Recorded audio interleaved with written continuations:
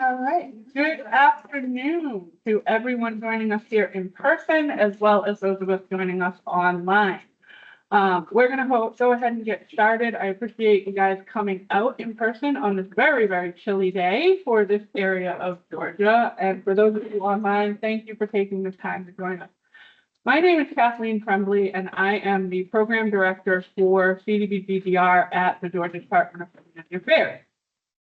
I'm here today to talk to everybody about CDBG-DR, and then at some point specifically about the CDBG-DR funds that were recently awarded to the state of Georgia for the three most recent disasters that were presidentially declared. The way I like to start this out is we're going to talk about a CDBG-DR overview. And so the first question I always ask is, how many people are familiar with CDBG-DR? Okay, so we have a couple people, so that's a good thing. For those of you that don't have knowledge about CDBG-DR, you're going to learn a little bit about it today, the sort of things that we can do, how that allocation comes to be, and then we're going to talk specifically about the three disasters that are covered by the funds recently allocated. So the very first thing that has to happen in order for CDBG-DR to even be a possibility is that there has to be a presidential disaster declaration for a storm. And then Congress has to act to appropriate funds that HUD can use to allocate CDBG-DR dollars. HUD typically allocates these funds to states. However, in recent years, they have started expanding that to include certain local governments, usually entitlement communities. In the state of Georgia, the funds have been given directly to the state to implement in those local government areas. So it's important to note that CDBG-DR funds are intended to supplement the work and the funds that have already been put into the community. So things like FEMA and SBA, who come out in the immediate aftermath of a disaster, we can supplement the funds that have already been provided. What we cannot do is supplant them. So if FEMA came in and they paid for something and there's no more remaining unmet need, we cannot come in and give you that same type of money. We come in and we help you with the things that were not already covered. So that's why we're often called those funds of last resort. So one of the biggest questions that we typically see is, how does HUD make the decision to allocate CDBG-DR funds? The easiest explanation is it's the formula, very similar to how most funds in block grants are set out. Typically, that formula depends primarily on FEMA and SBA applicant data. So a lot of it is really based not just on what you all see in your community, but those citizens and local governments that apply for those funds from FEMA and SBA. For a CDBG-DR allocation to come into a state or local government, there are three requirements that have to be met. The first is that thing that I talked about, a presidential disaster declaration. If a county did not receive a disaster declaration, it cannot be eligible for CDBG-DR funds. Once that declaration is received, a community also must be eligible for FEMA public assistance, so PA, and FEMA individual assistance, or IA. If you do not get both, you are not eligible for CDBG-DR. As we saw in Helene, this can sometimes be the case.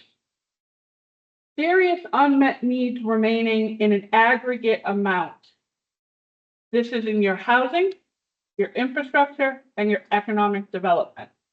Okay. That serious unmet need has to meet a threshold that HUD has set. That threshold is $2 million in a zip code and $10 million in a county. Again, that amount is aggregate. Thank you for coming in. Feel free to join us.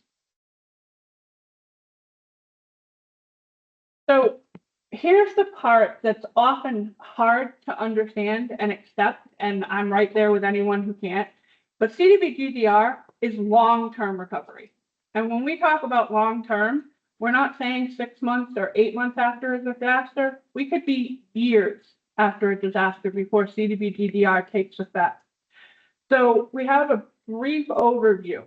You have your disaster. That's our D-Day. This is the day that the Hurricane Helene or the Hurricane Idalia hits a community.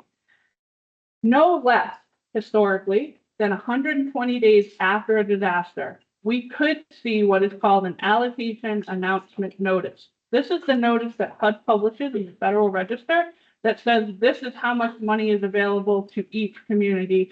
These are the communities that were most affected. About 90 days after that, we have to submit a public action plan to HUD. This action plan is what tells HUD this is how the state of Georgia is going to spend the funds that we have received. At this point, at about 135 days, so 45 days after we submit that action plan, HUD is hopefully going to approve it.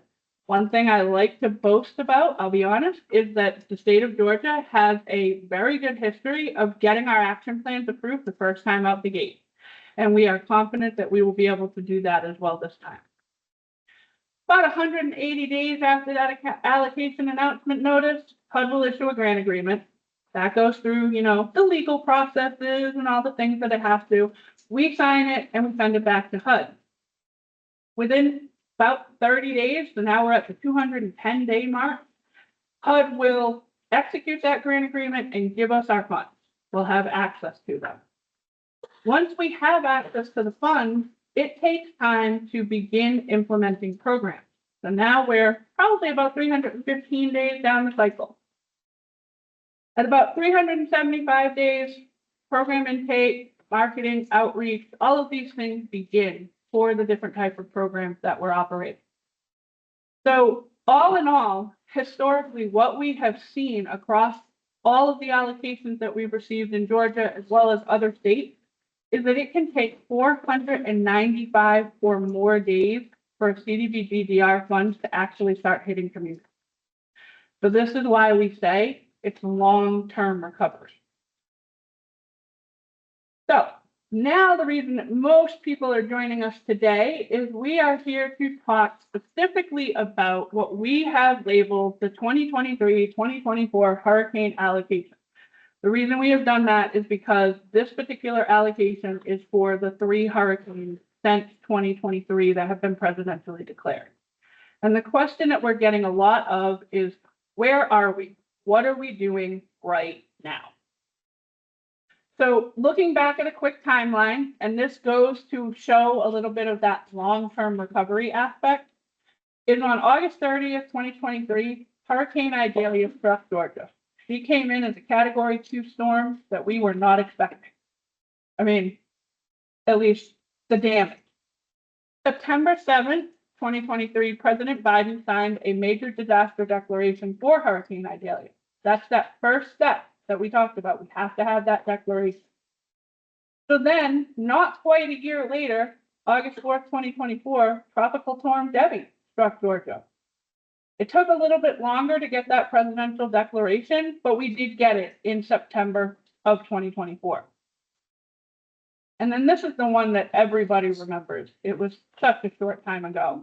But September 26th through the 27th, Hurricane Helene struck Georgia as a Category 1 storm, but she devastated us in ways that many communities have never seen before. Just 3 short days after she was making her way out, President Biden signed that disaster declaration for Hurricane Helene. But then we were kind of at a standstill. FEMA had come in, SBA was here to help out to do what they could. We were uncertain what was going to happen with CDBG-DR because at that time, HUD had no money left. So Congress, in all of their wisdom, decided to approve a disaster appropriation bill in the continuing resolution.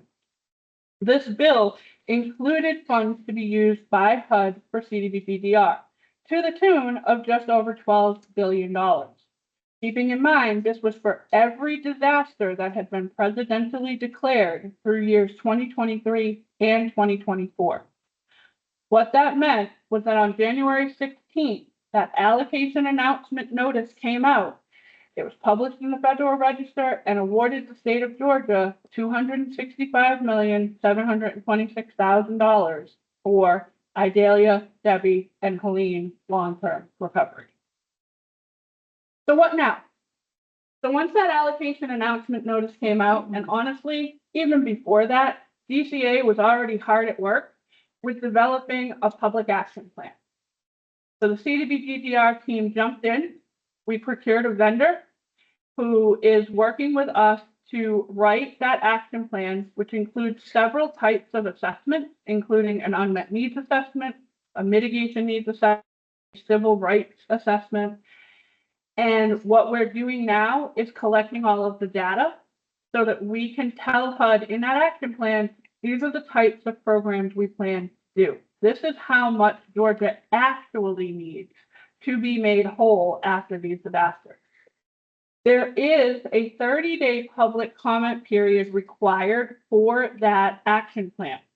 The dates that are shown, March 19th through April 19th, are tentative estimates at this point. We are on track to actually publish the action plan for public comment before March 19th. I advise checking our website consistently. All updates to the information will be there. Any comments that come through, any question, any response that we give will become part of the public action plan. Questions, comments, concerns, anything raised can also potentially make changes to that action plan. Once we submit it on April 21st, 2025, and that is a hard deadline from HUD that we are fully on track to meet, HUD will have 45 days to review that action plan and tell us if it's approved. Give me that chance to boast again. We're good at getting it done the first time out. We have a fantastic team. Approximately 45 days after that action plan is approved, we'll submit some certifications to HUD and we'll get back a executed grant agreement that says we're good to go. And we'll start looking at the money.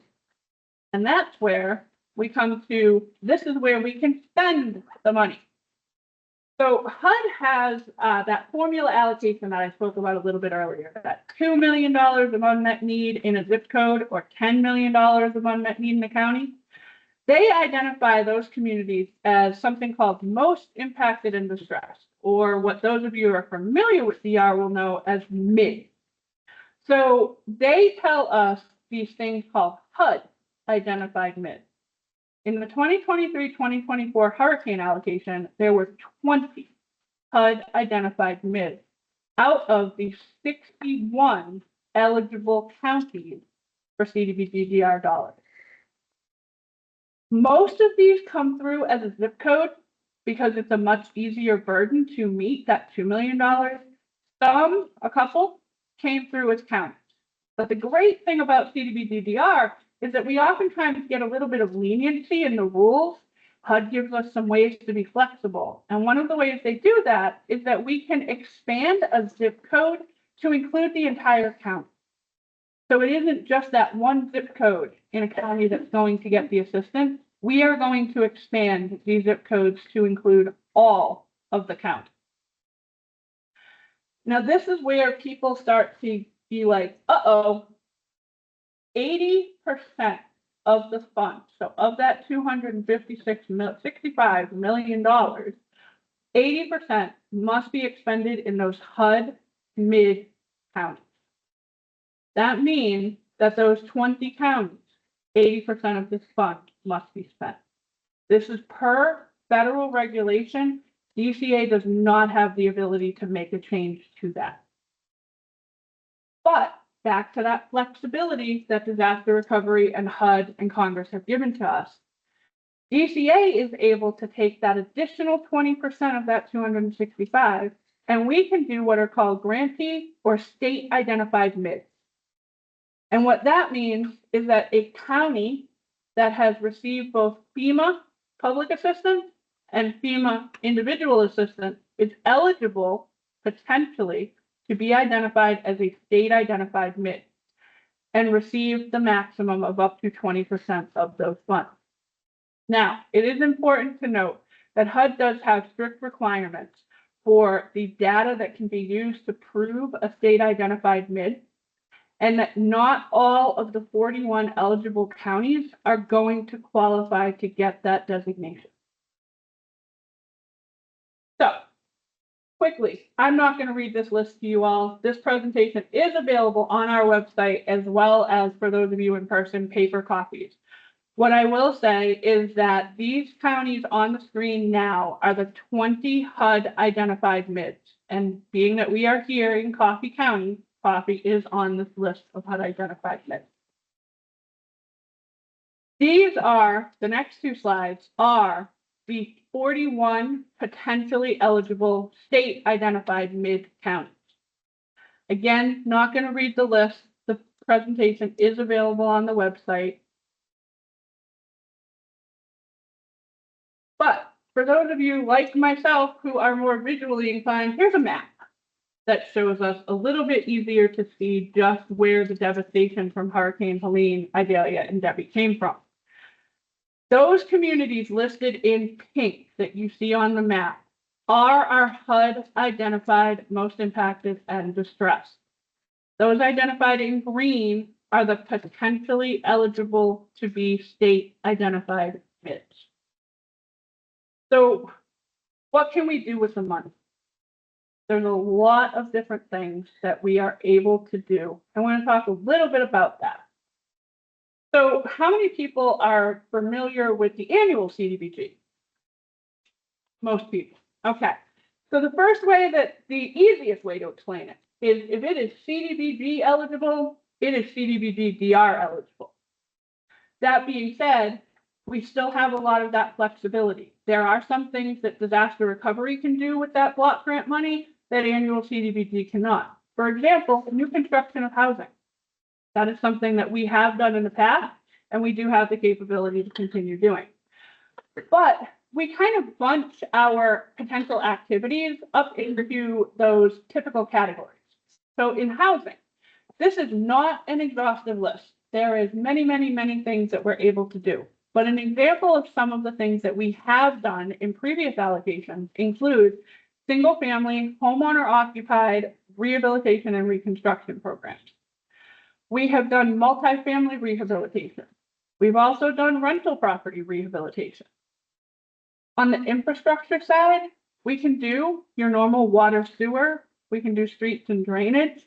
We can also, with some limited options, do some public use for buildings. There are also ways that we can think outside the box. And this is something that the state of Georgia tries to do a lot with disaster recovery money. One of the best examples that I typically give is that we've had a lot of success in communication. We are willing to go to bat for projects that we think are going to help our communities face another disaster. I always use one specific example because it's one that shows the great breadth of what can happen with these dollars. So in Camden County, after Hurricane Irma, the state of Georgia awarded an allocation to them to assist with a radio tower. So at the time, Camden County's radio tower was about 17 feet tall, and it did not reach all of the far reaches of that county. We gave them funds that allowed them to rebuild a new radio tower that was 25 feet tall. They got it implemented, they tested it. It reached every last inch of Camden County. And during Hurricane Helene, it was really put to the test when they found out that their communications were being received in Jacksonville, Florida. So it shows that we can have an impact that reaches far beyond just what we think we're doing in the moment. Some additional potential activities that we've done or could do include economic revitalization. So things like small business support. Did you see a lot of small businesses get severely impacted by Helene, Idalia, or Debbie? We have done and been very successful with workforce training programs. We can do job creation. We can also do planning. And this is something that we encourage communities to reach out to us about and to let us know if they have needs. Because planning dollars can be those dollars that are a little hard to find sometimes. So we can do things like feasibility studies, housing studies. We can talk to you about your functional plan. Do you have a land use? Do you want to talk about floodplain management? We can do community development plans. There are many, many projects. As I said, this is not an all exhaustive list, we certainly are open to hearing what would best serve the communities that we're going to be able to serve. Some important facts to note about any CDBG-DR funded activities. 70% of our funds must benefit the low to moderate income population. So that is 70% of our programmatic funds have to fund projects that will affect the low to moderate income population in your community.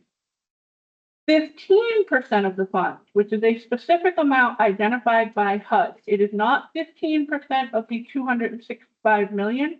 There's a calculation that they use to get to it. It's approximately $32 million in this allocation, but that must be used for mitigation-related efforts.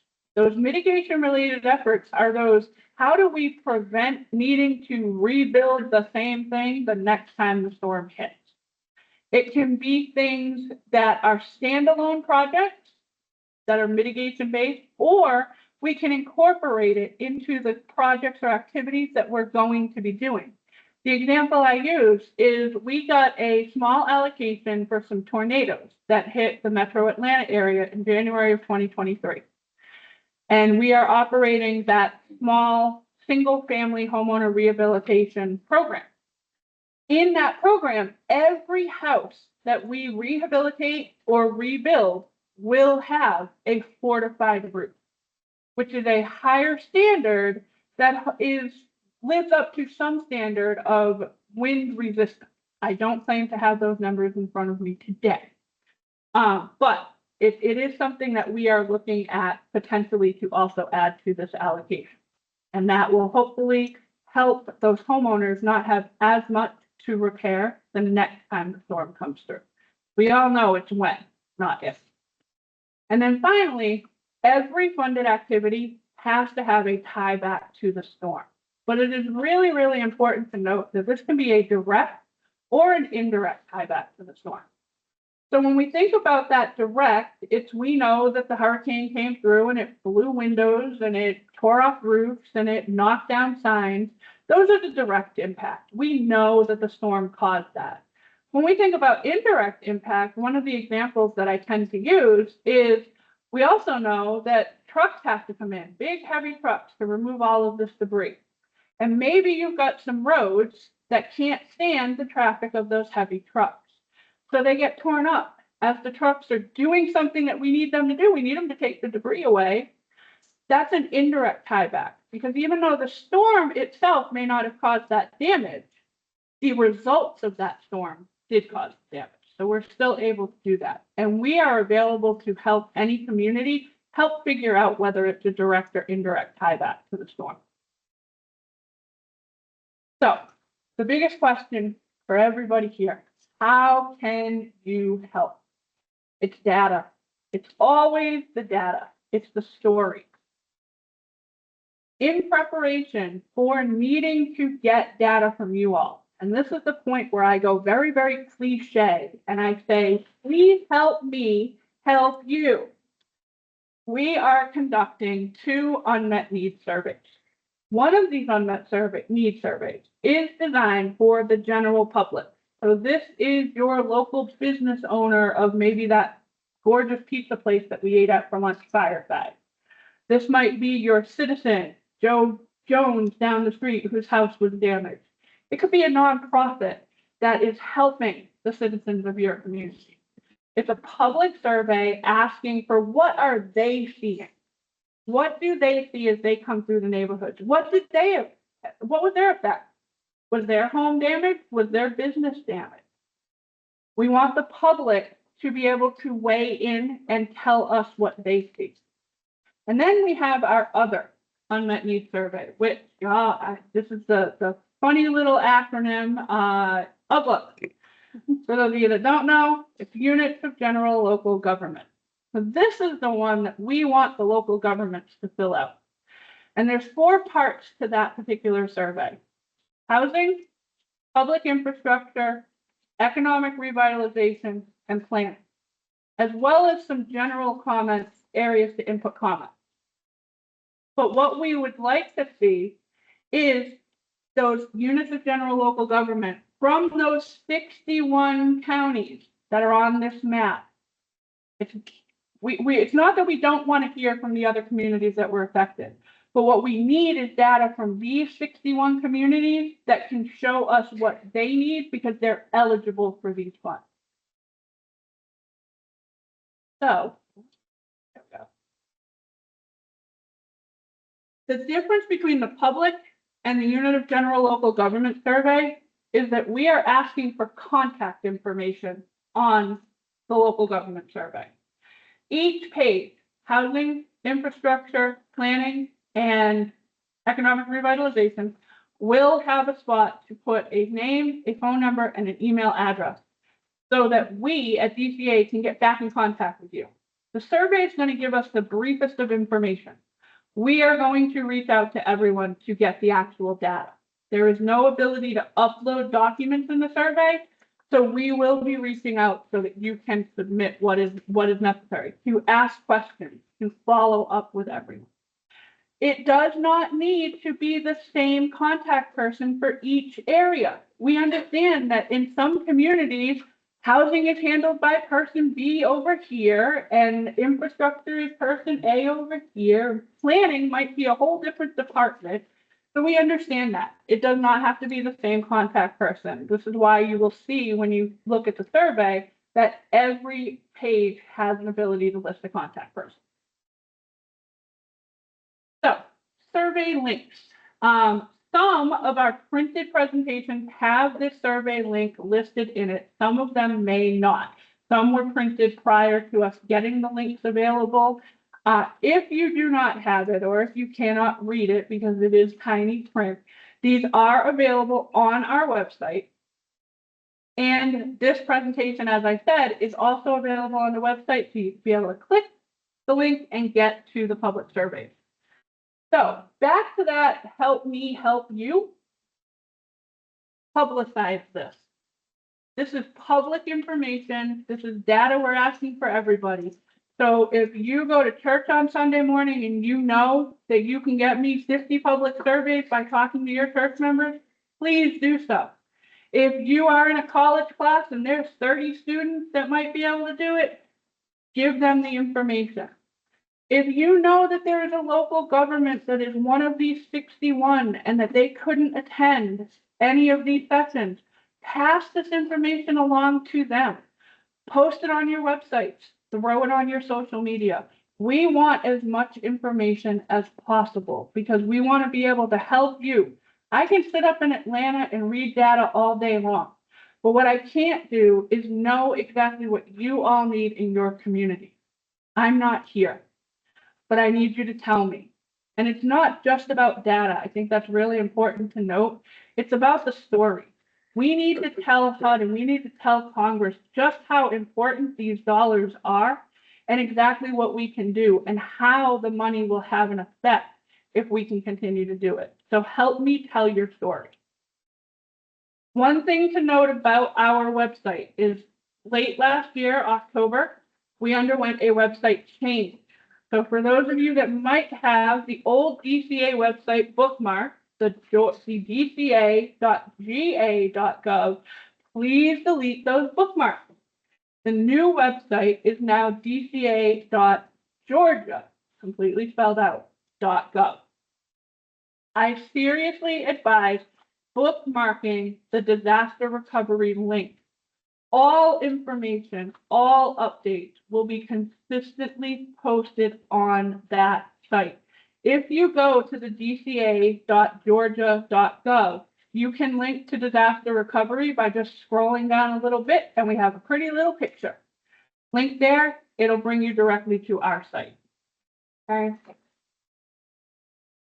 On that note, are there any questions? Okay. Leave it to me. When you were talking about the 7, back to the percentage that had to be spent like 7-8% on the low to moderate, the 15, anything outside of that. So there are certain limitations to the way the money can be spent. So right off the top, DCA takes 5% of that 265 million for admin. So that's for us, the ability to keep my team running and helping everyone with the program. So we take the 5%.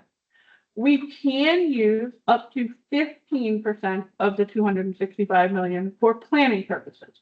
Now, whether or not we're going to take that much for planning still remains to be seen. We are still collecting the unmet needs data.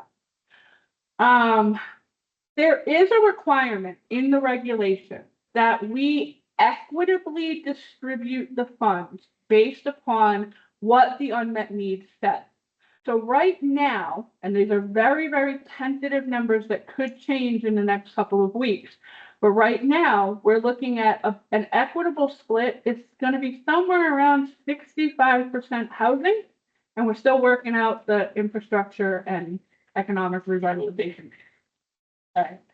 Data is not easily readily available right now, so we are working hard to collect it, and that's where y'all bringing us the data you have is very helpful. So there are some caveats to that particular spending. And I won't say that it's an even like across the board. So yes, the 5%, that's the max that we can use for administration expenses. That is the max that will be taken out. The 15% for planning will bear out in the unmet needs. Well, how much is put towards housing, economic revitalization planning, that will all be borne out by the unmet needs stuff. But any of those projects still have to be in neighborhoods or the vicinity of the meet the 70% or the moderate. We will work with you to so. help determine target areas. This is a question that's come up pretty frequently, actually, because a lot of times projects are it's only going to affect this area, this particular neighborhood. But when we take a look at the entire project, we can look at, yeah, it's going to help. It's the major benefit is going to be this one area, but you're really looking at your target area being any area that's going to benefit from the project. And I'm going to pick on Glynn County for a minute because they're a prime example of something that we're doing. Glynn County has a project that we've titled College Park. College Park is the primary beneficiary of the project that is going to happen because they're kind of in like a bowl and everything that runs off from everywhere else in the county dumps into that. But when we looked at the target area was the whole county because all the improvements to make sure that College Park is no longer a big swimming pool after a rainstorm affected everywhere because bigger culverts and different things that were infrastructure related. So we were able to meet that low to moderate income by doing that fancy calculation that HUD makes us do on block groups and track data. So we are definitely available to help you if you feel like you're not going to meet that low mod. Remember, it does take 70% of the funds, right? So DR has this lovely thing that we can do. Remember that flexibility? It's called urgent need. So urgent need is something that we identify in our action plan that we are going to use. Now, the regular CDBG people have an urgent need capability as well, but there's a time limit that is put onto theirs. It has to be within a certain period of time of that need occurring, that the project has to take place. For disaster recovery, it's a little bit different. So disaster recovery can put into its action plan that we are going to fund public infrastructure projects utilizing both a low to moderate income and an urgent need national objective. And when we do that, we're able to use that for the 6 years life of the grant from HUD. We don't have that minimal time that comes in. And so that is definitely something that, again, when you send us that data, when you send us that information, tell us if you think that's going to be part of the problem. It is really, really important. Remember, the area, the number that you have to meet, that key number for CDBG-DR is 51%. And I don't need to tell you because you understand what I'm saying when I say 51%. If you have that 51% or higher, we're going to allow that project to meet low to moderate income. with the new rules that came by HUD, and you can hear it in my voice, I was really excited when this came out. Even when we use the urgent need category now, we are going to be able to look at how many low to moderate income people we are affecting. So even if that percentage is less than 51, so we can't use that national objective, we're going to be able to count those low to moderate income people. So we are definitely looking to urgent need and low mod being our national objective.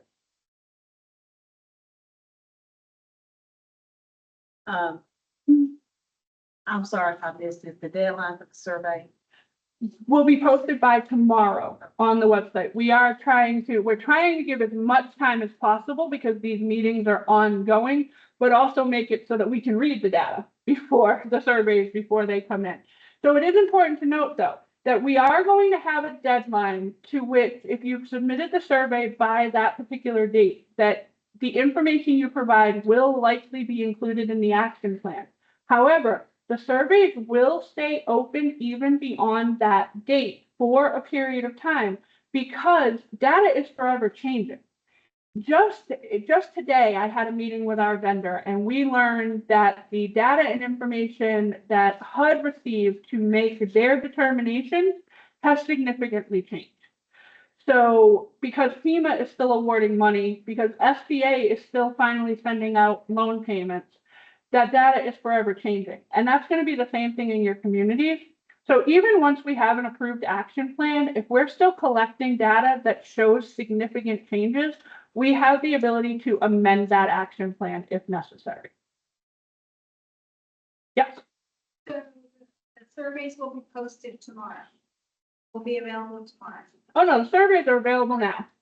So I think the first order of business is getting these surveys out into our community, you know, the public ones for our Chamber of Commerce and different entities, and then definitely us as a local government, you know, getting our share done as well. Then after that, you go into the public comment period and so forth. So us as a local community, can we, in the interim, while you're building your action plan, kind of start identifying those projects so that we can kind of brainstorm with you to see which may be a good fit for these funds? Absolutely. Absolutely. It is vital, in fact, that you're doing something like that, because what we want to do is take that long-term recovery and we want to make it long-term recovery. And the easiest way that we can do that is if communities have identified projects, whether that's planning products that they would like to do, whether that's infrastructure, whether it is economic revitalization plans. If you already have those plans in place, yes, because the work at DCA is not going to stop just because April 21st, we submit that action plan to HUD. We are still going to be contacting the communities. We are still going to be coming out and holding meetings because we want you guys to be ready when we have that money. We don't want we have seen previous delays where the money has come in, but the projects or the applications or everything is not ready to go at that time. We are trying to avoid that with this allocation. Because we have received so much in HUD funding this time around, we want you all to have those projects ready. We want to be able to talk with you about them to help you determine, is it going to be low to mod? Is it going to be this? Can we expand the target area? What do we need to do to help you make that happen? Do we need a planning product before that happens? We want to have those conversations from the time that action plan is submitted all the way through until we say, guess what? The application portal is open. And one last question. So we want to be good stewards of federal money. And, you know, the HMGP funds came out for FEMA. So we don't want to double dip. So I think, well, you know, the surveys are underway, kind of start sharing with you guys some of those projects that we've identified, but that we could potentially submit for HMGP. Again, being good stewards of the federal funds and the full disclosure. Absolutely. And that's the thing is we have a great partnership with GMA. You know, we've already had conversations with GMA about the HMGP program. And so talking with them, we may get some information on applications because I know they're talking to the communities as well.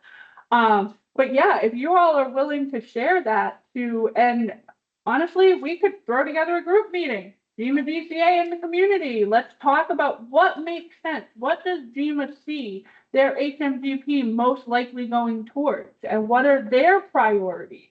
And then bringing in what are DCA's priorities for the CDBG-DR funding, and how do we make all of this work? Because you're right, we want to be good stewards of the federal funds and make sure that Congress sees these funds are necessary. Please keep awarding them. Please keep sending this money to us because they're helping our communities to recover.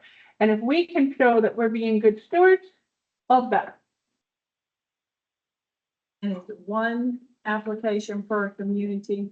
That is a program design question, which we have not determined yet. I will be honest, I doubt. I do not think we have typically not limited to just one application per community. So I can't see us choosing to do that with this particular allocation. Okay, the scoring, is it gonna be similar to regular CDBG? Yes, a lot of what disaster recovery does is very, very similar to our CDBG program. They've done it fantastically for decades. There's no reason to recreate the wheel. But we will make our scoring criteria readily available to everyone well prior to the application process, so you can determine which of your projects may be apt to score the highest.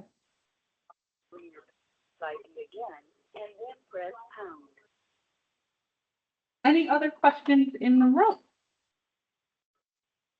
No. Do we have any questions online? No questions online. We do not. Okay. So with that, up here on the screen is my contact information.